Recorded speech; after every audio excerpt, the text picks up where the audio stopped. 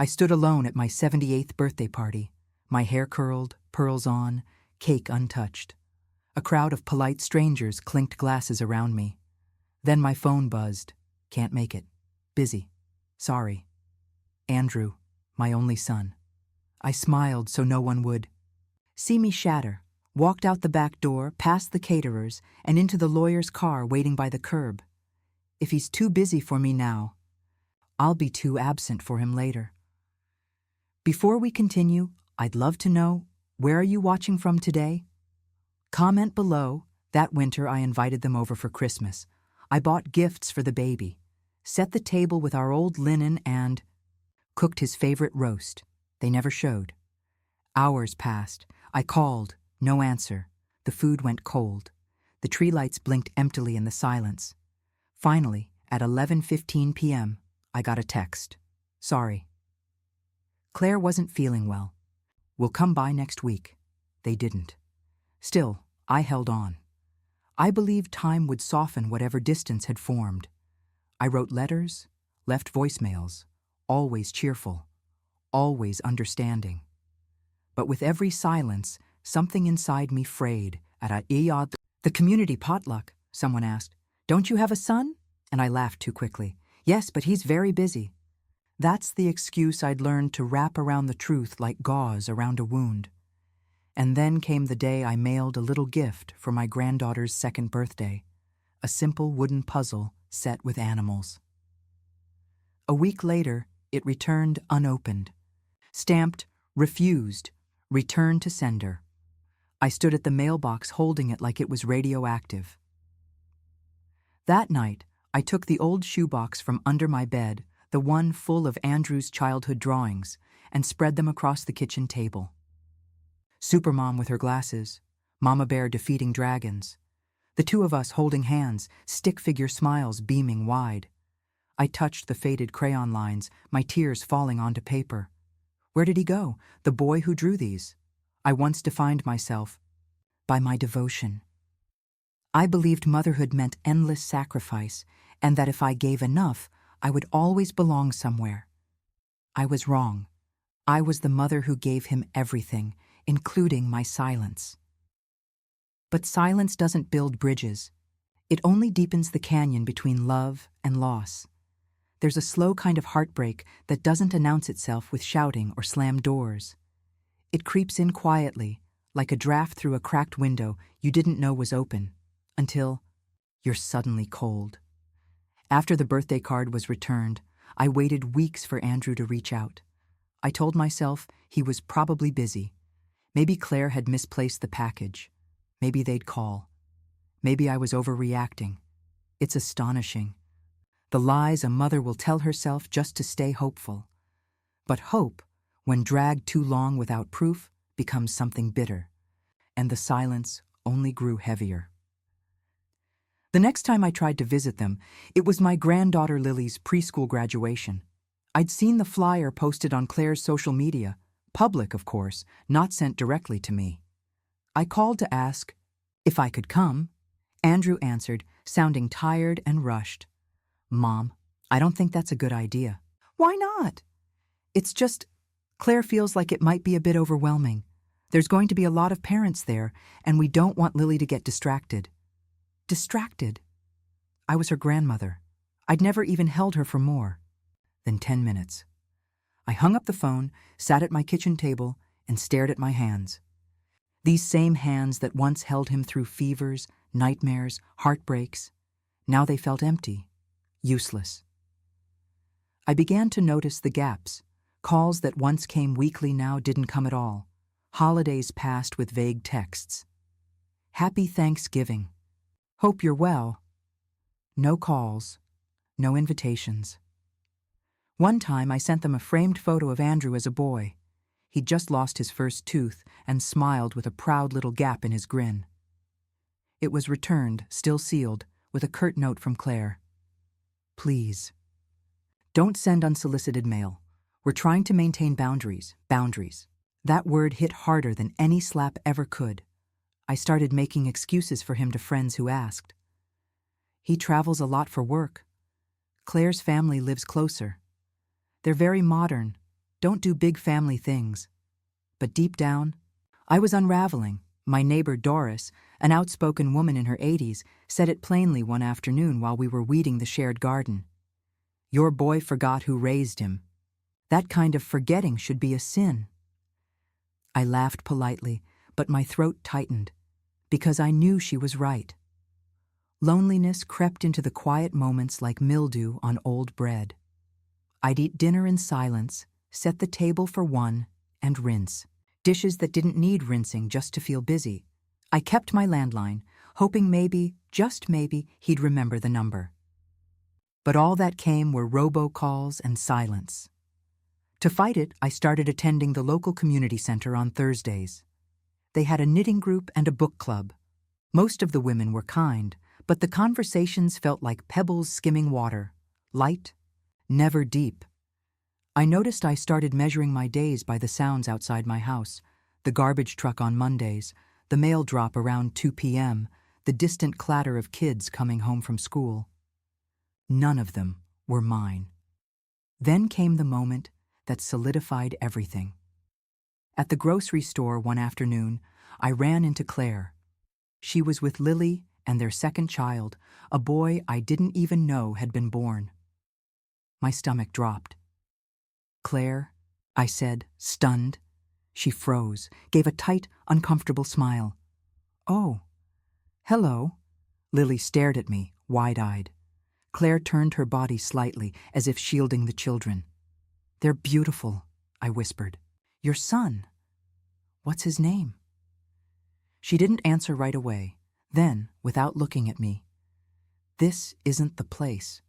Please don't approach us like this again. And just like that, she turned her cart and walked away. No goodbye, no explanation. Stood there, holding a jar of strawberry preserves I didn't even want, and realized something. I was no longer just estranged. I was a ghost in their lives. A week later, I sat in the living room and pulled out the family photo albums. Page after page of memories. Andrew's first bath, his first Halloween costume, our trip to Yosemite, his graduation day. I ran my fingers along the images as if they could still feel me. But they were just paper now. The photos didn't smile back. I tried calling him again. Voicemail. Left a message. I saw Claire. I saw the kids. You never told me about the new baby. I just wanted to say I hope you're all doing okay. I miss you. No reply. That night, I poured myself a glass of wine, sat by the window, and watched the neighbor kids race their bikes down the street. One little boy waved. I waved back, but my hand trembled. What did I do to deserve this? Where had I gone wrong? The guilt kept me up for months. Was I too controlling? Too protective? Did I say something that offended Claire? Was my love too loud? Or too quiet? But no answer ever came. Only more silence. When a stranger walked past me holding my granddaughter's hand, and she didn't even know my name, I knew. I hadn't just lost a son. I'd lost an entire bloodline of memories I'd never get to make. It was a Tuesday morning when my body betrayed me. I'd just finished watering the garden and was bending down to collect the fallen petals, when a strange numbness spread through my left side. My watering can slipped from my hand. A sharp pain surged through my arm. My vision blurred. I stumbled toward the porch but never made it. I collapsed halfway up the steps. The world faded into a quiet, humming darkness. When I woke, the room was too white, too sterile, and far too quiet. A monitor beeped slowly beside me.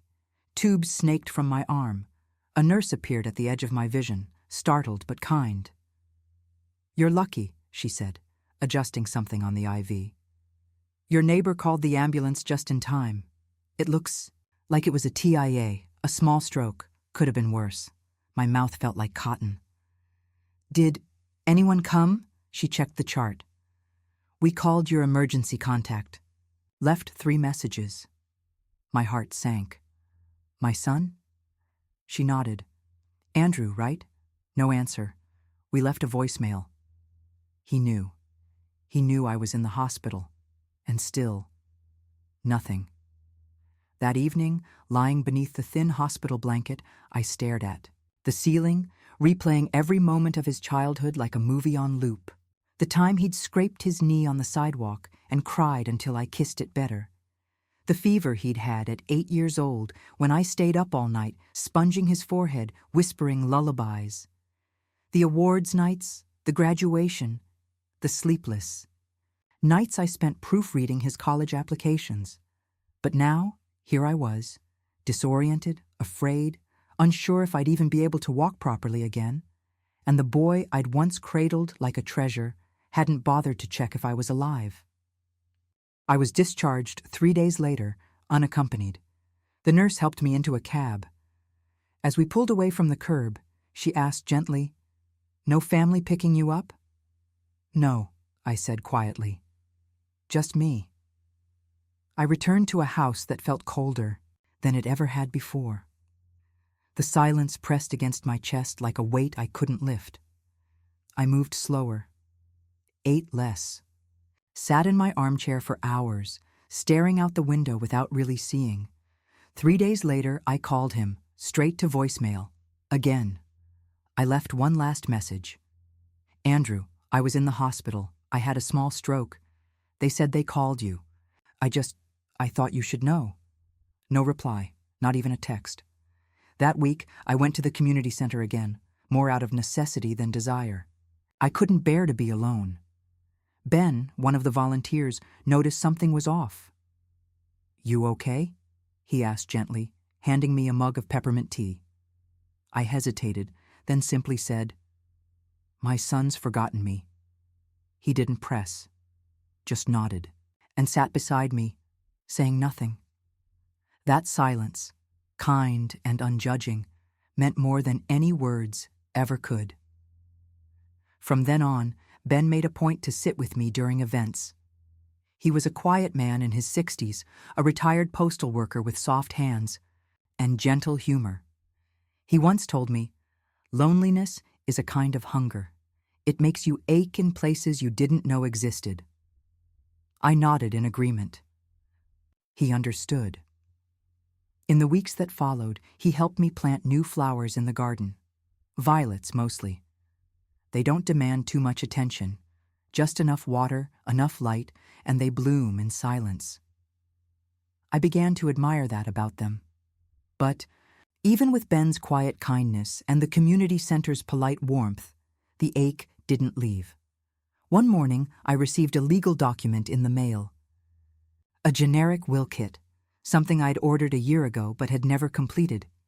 It sat unopened on my desk until now. I made myself a pot of tea, sat down, and started to read. The pages felt like bricks in my hands, cold, heavy. I filled out the sections slowly, name, address, executor. Then I got to beneficiaries. My pen hovered. It should have been easy. My son. My blood.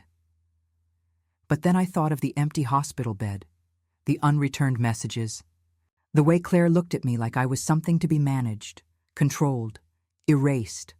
My hand moved on its own. I wrote Ben's name, his daughter's, the community center's charity fund. I left Andrew's space blank. For the first time in years, I felt something like relief. I wasn't angry. I wasn't even hurt anymore. I was simply finished. That evening, I baked an apple pie and brought it to Ben. He laughed, surprised. "What's the occasion?" "No occasion," I said. "I just felt like giving something to someone who shows up." He blinked, then smiled. "That's rare these days." We sat on his porch and shared the pie in silence. That night, I slept better than I had in months. I realized I couldn't make someone love me by shrinking myself smaller and smaller. So instead, I made space for people who remembered to call, to show up, and to care. The mind has its own way of torturing you, especially at night. That's when the memories come, not softly, but like storms. One night, I found myself standing in the hallway clutching an old blanket. It was faded, with a stitched cartoon bear and a small tear in the corner. Andrew used to carry it everywhere until he was almost 6. He called it Snuggle Bear. I don't know why I kept it all these years. Maybe because I couldn't let go of the child he used to be, the one who once begged me not to die because he couldn't live in a world without Mama Bear. I sat down on the edge of the bed and allowed myself to remember. He was 10. There was a thunderstorm raging outside. He had a nightmare and crawled into my bed in the middle of the night, his little body trembling. "I dreamt you left," he whispered. "You were gone, and I couldn't find you anywhere." I pulled him close, wrapped him in my arms. "I'll never leave you, baby," I whispered into his hair. "Never." He fell asleep with his fingers curled around mine. Another memory. His first day of high school. He was nervous, fidgeting with his backpack. "Do I look okay?" he asked. "You look strong," I said. "And kind. That's all that matters." He smiled then. That full, heart-bursting smile only he could give. He leaned in and kissed my cheek. "Love you, Mama Bear." But the warm memories soon turned bitter, overtaken by the most recent one.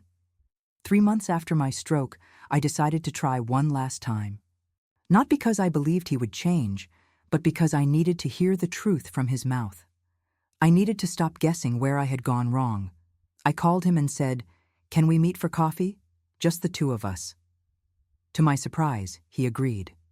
We met at a small cafe halfway between our homes.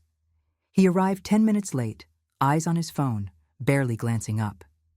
He ordered a black coffee. I ordered tea. We sat in silence for a moment. Then I smiled, nervously. "I'm really glad you came." He nodded, looked out the window. "I miss you," I said softly. "I miss knowing what's happening in your life. I miss Lily." And I didn't even know about your son until I saw Claire at the store. He shifted in his seat. "Mom," he began, but didn't finish. "Did I do something wrong?" I asked, my voice more fragile than I wanted it to be. "Did I hurt you or Claire in some way? I just want to understand." He sighed, long and low. "It's not one thing. It's everything. You can be intense, emotional. Claire doesn't feel comfortable having you around the kids. It's just easier with some distance." "Easier," I repeated. "Is it easier not telling your children they have a grandmother?" He looked annoyed.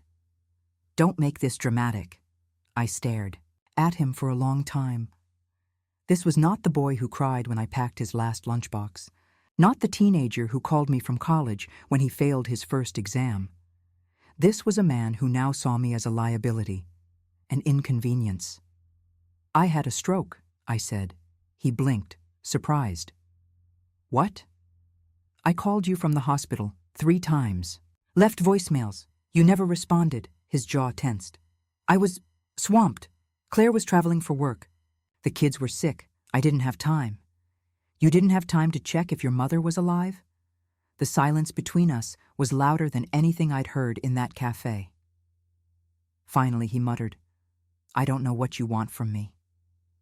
I stood up slowly.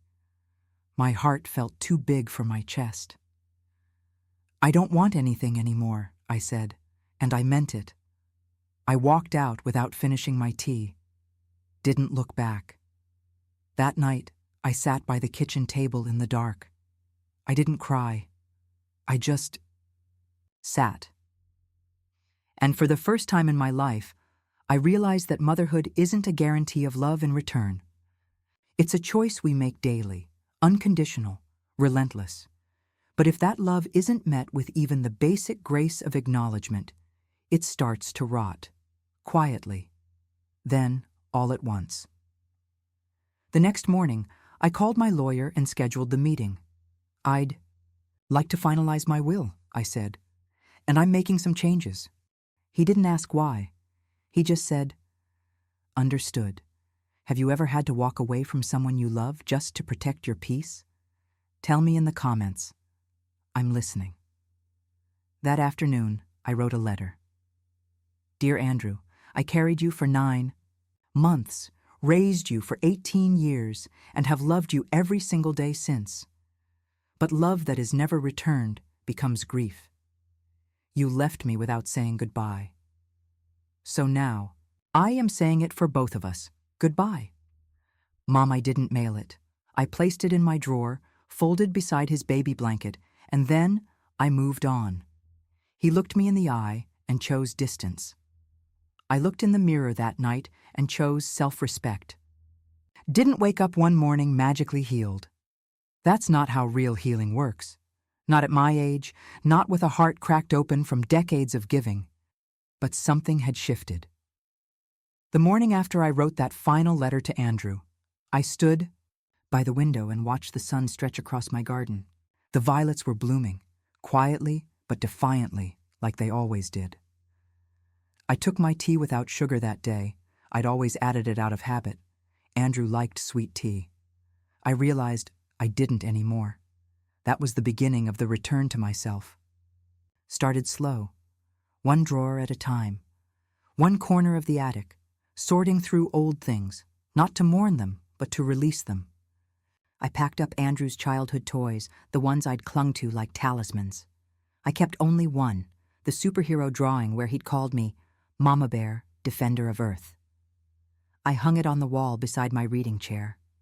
Next, I cleaned out the guest room, the one I used to keep ready just in case they visited. I donated the crib, folded the unused baby blankets, gave away the untouched toys. The room became my studio. Sunlight, easel, books, a comfortable chair. A space for me, and I began saying yes to things I'd always declined.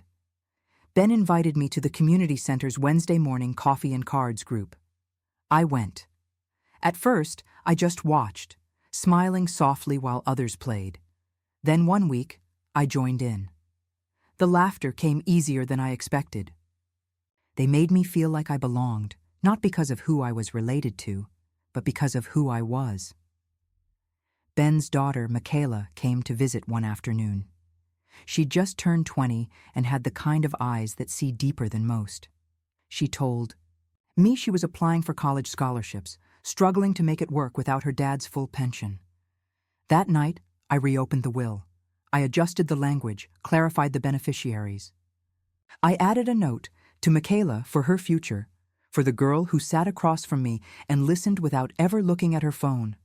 I donated my jewelry to a nonprofit that helps women restart after abusive relationships. My books went to the retirement home. My antique tea set went to Ben's granddaughter, who held it like treasure. I gave away what had meaning, not to blood, but to those who showed up. One day, I baked an extra loaf of banana bread and left it on my neighbor Doris's porch with a note. Thank you for telling the truth when I needed to hear it. She brought back a jar of homemade jam the next morning, and slowly, gently, a life began to take shape. Not one built around waiting, but around living. The lawyer called 2 weeks later. Everything's finalized, he said. I nodded, feeling no hesitation. I asked him to come to the house and bring the documents. We sat at the kitchen table, and I signed each page with a steady hand. He looked up at me. Are you sure? I've never been more sure. I asked him one favor, that no one be informed until after I pass. I wasn't doing this to punish anyone. I wasn't even doing it out of anger. I was doing it to honor myself. After he left, I stood at the front door and looked out across the street. Kids were playing, their laughter echoing like wind chimes. I watched a little girl ride a pink bicycle in wobbly circles. She reminded me of Lily, and for the first time in a long while, the memory didn't sting. It just existed. That evening, Ben and I took a walk to the lake. We didn't say much. He offered me his arm when the gravel got uneven. We watched the geese drift across the water like old souls. He asked if I'd ever thought about writing. I've lived too quietly for a book, I said. No such thing, he replied. Quiet stories are the ones people need the most. Later that night, I sat at my desk and opened a fresh notebook. I wrote the title in neat script, The Woman Who Chose Herself. I smiled and kept writing. I rewrote my will to reflect the truth. Love isn't owed by blood. It's earned by presence. And for the first time, my life began to feel like mine. Again, it started with a knock, a hesitant, too careful knock on a Thursday afternoon, the kind that announces itself not with confidence, but with calculation. I opened the door to find Andrew on my porch, holding a small potted plant like it was a peace offering. Behind him stood Claire, arms folded, mouth tight. The children were in the car, visible through the window, Lily staring at a tablet, baby asleep in his car seat. "Hi, Mom," Andrew said, voice thinner than I remembered. "We were in the neighborhood." I blinked. "The neighborhood?" Claire spoke next. "We heard from one of the neighbors that you've been downsizing?" I looked past her to Doris's house. I had a good guess who'd mentioned it. "Yes," I said. "I'm making room for peace." Andrew chuckled nervously. "That's great. We've actually been meaning to visit. Thought maybe we could help you with the house. You know, managing things." There it was. Not a question. Not an apology. An agenda. Claire stepped forward, eyes scanning the living room behind me like she was taking inventory. "Have you thought about long-term plans? Assisted living, maybe? That can get expensive. We just want to make sure everything's handled properly." I smiled, politely, softly, the kind of smile women wear when they're hiding an iron wall behind their teeth. "I've handled everything," I said. Andrew cleared his throat. "You did make a will, right?" There was no affection in the question, no concern, just expectation. "Yes," I said. "I finalized it last month." Claire tilted her head. "Did you consult a professional?" "I did. Everything's in writing, witnessed, notarized." A long pause followed. Too long. Andrew forced a smile. "That's good." I stepped aside. "Would you like to come in for tea?" They exchanged a glance. Claire hesitated, but Andrew nodded. "Sure, that would be nice." They followed me into the kitchen. I moved slowly, deliberately, pulling the porcelain teapot from the cabinet, my mother's, delicate and cracked, but still whole. I set 3 cups on the table. Claire declined sugar. Andrew stared out the window. "Nice garden," he mumbled. "Thank you. Ben helped me with it." "Ben?" Claire asked sharply. "A friend from the community center." Something shifted in her face. I poured the tea, sat down, and waited. They danced around the subject for a few minutes. Small talk about weather, the price of gas, how quickly kids grow. Then Claire leaned forward, voice wrapped in false warmth. "Have you considered making some updates to the will, just in case anything's changed recently?" There it was again. The prod, the pressure, the presumption. I looked at Andrew. His eyes dropped to the table. "No," I said calmly. "No changes. Everything is exactly as I want it." The room went still. Claire's mouth parted, ready to protest. But I held up a hand. "I know why. You're here. And you're not wrong to ask. But this isn't a negotiation. My affairs are in order." Andrew finally looked up. "You're really not going to leave anything to us?" His voice wasn't angry. It was hollow. "I left memories," I said. "Some of them beautiful, some of them painful. That's what I have for you." Claire stood abruptly. "We should go." Andrew hesitated. "Mom." "Yes?" I didn't mean for things to get so distant. But they did. He nodded slowly. "Can we talk? Just us sometime?" "Maybe," I said, but I didn't promise. They left shortly after. I watched them drive off, Claire's jaw tight behind the wheel. Andrew didn't turn around. I didn't cry. I didn't tremble. I just stood there, hands wrapped around my tea, feeling strangely still. That night, I found a letter at my door, folded in half, handwritten in purple ink, with clumsy spelling and backwards letters. "Dear Grandma, I'm sorry we don't see you." I asked Daddy why, and he didn't say much. I think you're nice. I remember you gave me cookies one time. I hope you're happy. Love, Lily. I read it 3 times, each word sinking deeper than the last. I pressed the paper to my chest and closed my eyes. In the silence, something cracked open, not in grief, but in grace, because she remembered. Even if they tried to erase me, she remembered. And that meant something. The next day, I baked cookies, peanut butter, her favorite. I wrapped them carefully, included a note of my own, and left the package at their doorstep. No expectation, just love, sent quietly into the dark like a candle. Someone might find. Later that evening, Ben came by with a book I'd lent him. You okay? He asked. I nodded. They came. He raised his eyebrows. And? They saw the tea set, not the woman pouring it. Ben sat beside me. Their loss. Yes, I said. Yes, it is. They came for what they thought they were owed, but left with nothing. Except the memory of the woman who no longer needed to be chosen to feel whole. It happened sooner than I expected. A week after their visit, I received a voicemail from my lawyer, his voice careful, clipped. There's been a mix-up on our end. A junior assistant mistakenly sent out the finalized copy of your will to your listed emergency contact. A pause. I believe Andrew may have seen it. I hung up slowly, my fingers ice-cold against the receiver. By the time I turned around, I already knew.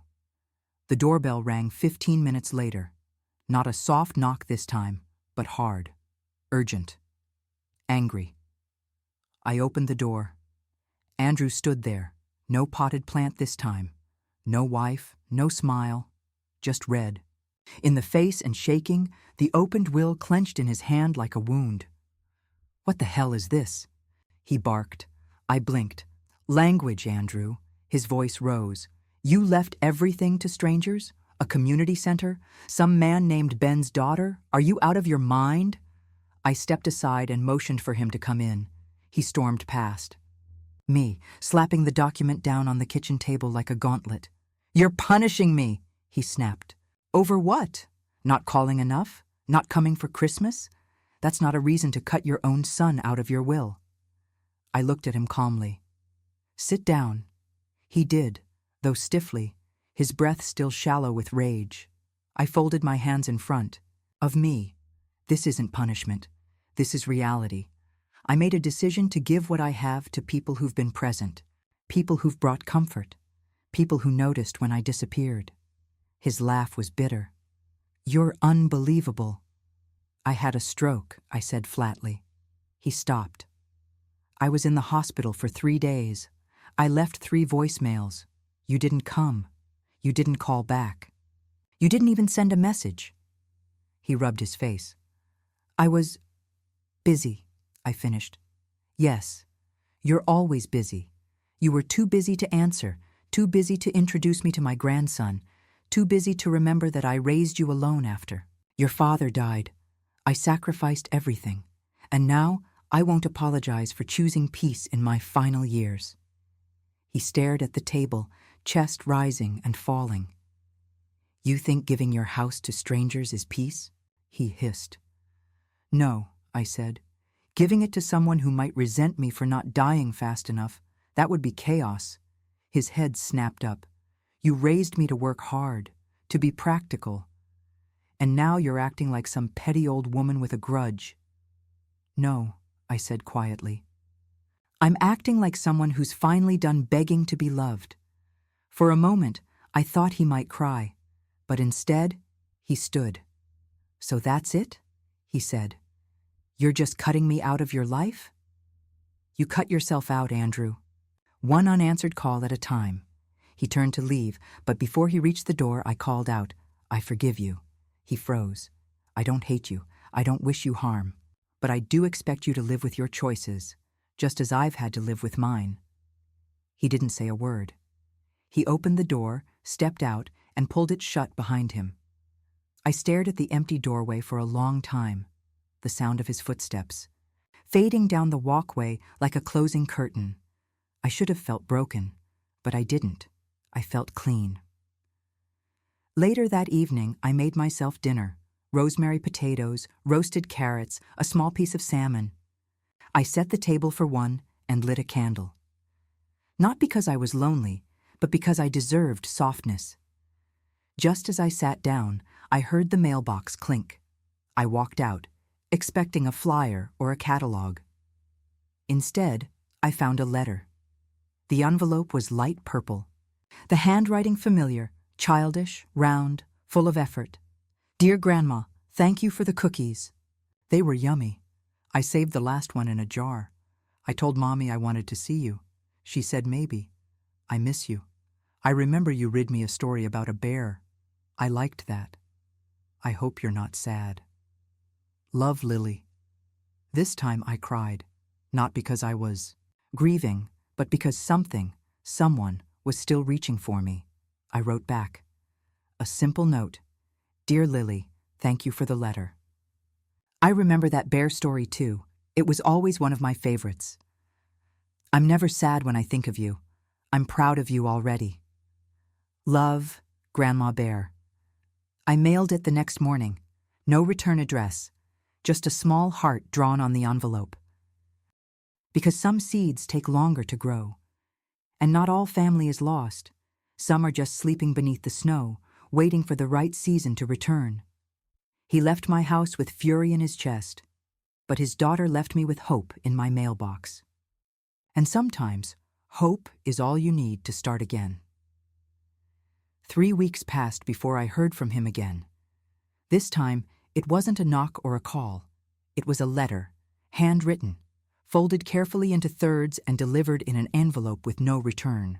Address, just my name, in neat cursive. Mom. My hands shook a little as I opened it, unsure of what I wanted to find inside. Mom, I read the will again. Then I read it a third time. I was angry at first, hurt. Then something else crept in. Shame. You were right. I didn't show up when it counted. I thought there would always be more time. I thought I could get around to it once things settled down. But time isn't owed. It's earned. I'm sorry. Not just for missing the hospital or for the years I let pass like water. I'm sorry for making you feel invisible. You never were. Claire and I are not in agreement about what happens next, but I need you to know that I miss you. I remember every bedtime story, every note in my lunchbox, every late-night study session. You were always there. I wasn't. If there's still room in your life, I'd like to come back, even if it's just as a visitor to the woman who raised me. Love, Andrew. I read it twice, then a third time, and the strangest thing happened. I felt nothing sharp, no burning vindication, no righteous anger, just stillness, like a field after. A long, hard rain. That weekend, I baked banana bread. 2 loaves this time, one for me, one for him. I didn't tell him to come. I didn't ask him to. But I left the porch light on and the door unlocked. He didn't come that night, but he did come the next. He looked older, tired. His hair had started to gray around the temples. I wondered when that happened. He stood at the doorway, empty-handed. "Didn't know if you'd answer," he said. "I didn't know if you'd come," I replied. I stepped aside. He entered. We sat in the living room, not touching, not crying, just breathing. He glanced around. "It's the same," he said, "but smaller somehow. I've let go of things," I said. "The ones that didn't belong anymore." He nodded. "I'm one of those things, aren't I?" "You were," I said, "but maybe not forever." He looked at me then, eyes full of something I hadn't seen in years. Regret, reverence, reality. "Can we try again?" I didn't say yes, but I didn't say no either. Instead, I handed him a photo album, the one he hadn't seen in years. It was worn, frayed at the edges. I watched him flip through page after page of his childhood, his first steps, Halloween costumes, crayon drawings. His fingers trembled. He paused on a picture of me holding him outside the hospital the day he was born. "I don't deserve this," he said. "No," I said gently. "You don't. But this isn't about deserving. It's about doing better now." He stayed for tea. No demands, no talk of wills or money, just tea, and for that moment, it was enough. The following week, Lily came by. Not with Claire, just with Andrew. She held my hand like it was the most natural thing in the world. We read the bear story together, the same one I'd read to Andrew. She asked if I had more cookies. I did. And just like that, the silence that had once filled this house began to retreat, inch by inch, replaced by the sound of small feet and soft laughter. I didn't rewrite the will. I didn't undo the choices I'd made. Andrew wasn't in it. That was still true, but we were both still alive, and that meant we had time to rebuild if we chose to. In the meantime, the community center hung one of my short essays on the wall next to the piano. It was titled, "The Power of Letting Go Without Bitterness." Ben read it out loud during one of the writing group meetings. When he finished, there wasn't a dry eye in the room. Michaela got her scholarship. She starts nursing school in the fall. She visited me to say thank you, tears in her eyes. "You believed in me," she said, "when you didn't have to." I hugged her tight. "I believed in you," I said, "because someone needs to believe in the next chapter." Andrew started stopping by once a week. No promises, no performative guilt, just presence. Sometimes we spoke. Sometimes we sat in silence. One afternoon, he brought a photograph of me holding him as a baby. "I'd like Lily to have this," he said, "so she knows where she comes from." That was the first time I allowed myself to believe in something resembling forgiveness, because it wasn't grand. It wasn't dramatic. It was quiet, consistent. And that's what real healing is, not a rush, but a rhythm. What would you have done if you were in my place?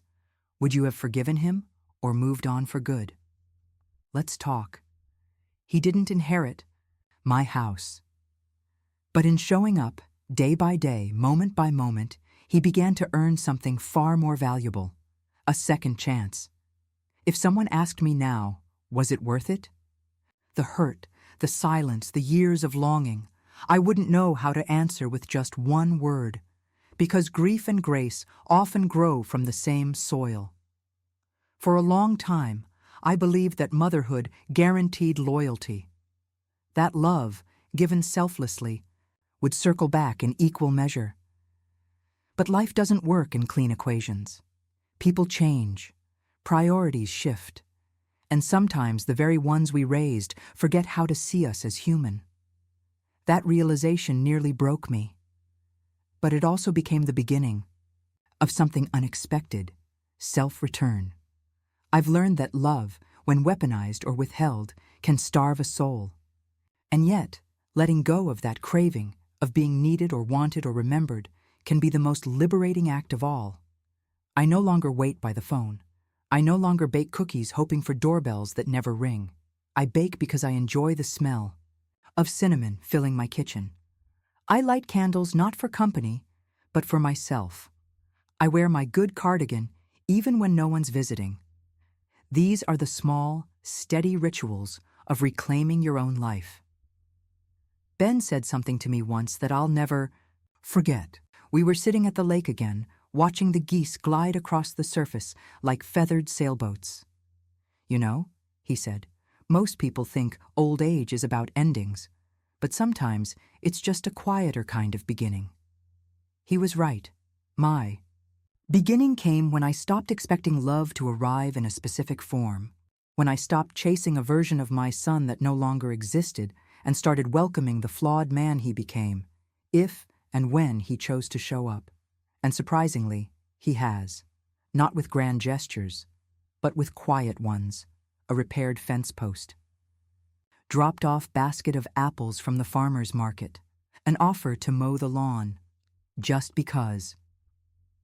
He brings Lily sometimes, She draws me pictures and tells me about school. She asks if I can teach her how to knit. We start next week. Claire has kept her distance, and maybe that's for the best. Not all rifts need mending. Some simply need boundaries and peace.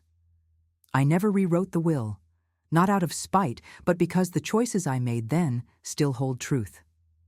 I gave to the people who were there when it mattered, and Andrew even now understands that. He doesn't bring it up anymore. In fact, he seems relieved. Maybe because love freely given, without strings, means more than anything bought or left. Behind in ink, I don't have many years left, not as many as I once did anyway. But what I do have, I'm spending wisely, truthfully, without apology. I joined the memoir circle at the community center. They gave me a little nameplate. Margaret, Keeper of Stories. That made me laugh. I've started writing letters to my younger self. They won't be published. They're not for the world, just for me. One of them reads, "You tried so hard to be enough. You bent yourself backwards to fit the shape of everyone else's needs. But in the end, your quiet strength outlived their absence. You were always whole, even when forgotten, and I believe that now. I see women like me all the time, at the market, at the library, at the center, women who gave everything only to find themselves sitting in silence, wondering where the love went. To them, I say this: you are not invisible. You are not disposable. You are a story still being told. You are allowed to take up space. You are allowed to be angry, to grieve, to start over. You are allowed to love without sacrificing yourself. And you are allowed to leave people out of your will, both legally and emotionally, if they've shown you that your presence was optional in their lives. Because dignity isn't bitterness. It's choosing peace without permission." Today, as I write this, the sun is setting over my garden. The violets are fading for the season, but the roots are strong. They'll bloom again. Ben just dropped off a new book for me to read. Michaela sent a postcard from her dorm. She's thriving. Lily's drawing hangs on my fridge, right next to the picture of me and Andrew at his 5th birthday party. We're both covered in cake and laughter. Some memories hurt less, now that I've made space for new ones. Some wounds aren't meant to close completely, but they can become part of your landscape. I am not who I was when this story began. I'm not just someone's mother, someone's widow, someone's forgotten name in a phone book. I'm Margaret. I am still here. I am still whole, and I am finally living the kind of peace that doesn't depend on anyone else's return. He may have walked away from me when I needed him most, but I walked back to myself, and that, in the end, was the greatest return of all.